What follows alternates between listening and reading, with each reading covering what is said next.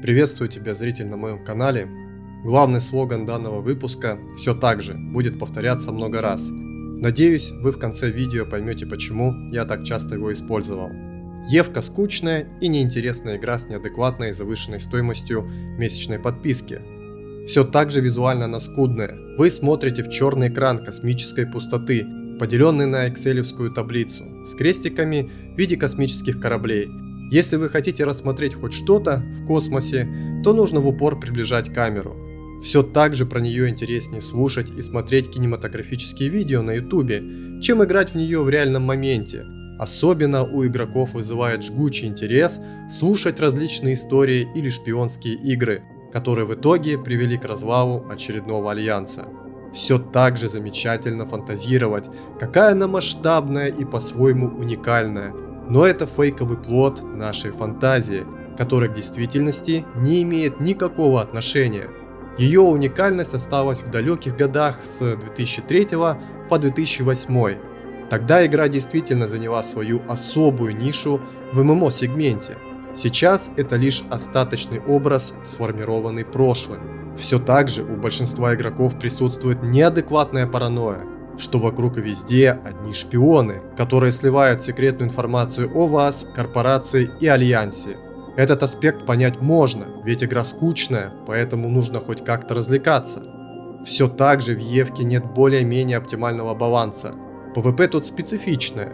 Либо оно есть в сильно неравном соотношении, либо много часов вы просто летаете и никто не хочет давать вам бой, так как большинство игроков боятся попасть на развод проброса превосходящего флота. Все так же многие игроки играют в многооконку. Я был в корпорации, где игрок летал с помощью стороннего софта в 30 окон.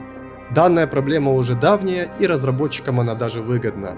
Ведь большому количеству персонажей нужно как-то оплачивать игровую подписку. Мало новых игроков приходит в этот проект. Разработчики, конечно, рассказывают сказки об увеличении онлайна, но на самом деле растет лишь количество твинков у игроков.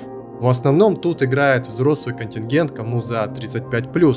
Играем мы в нее по большей части из-за привычки и комфортного состояния, так как мы об игре знаем, если не все, то многое.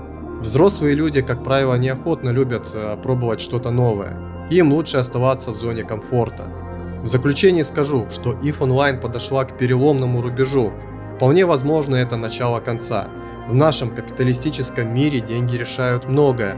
В игре на все важные элементы присутствует сильная инфляция.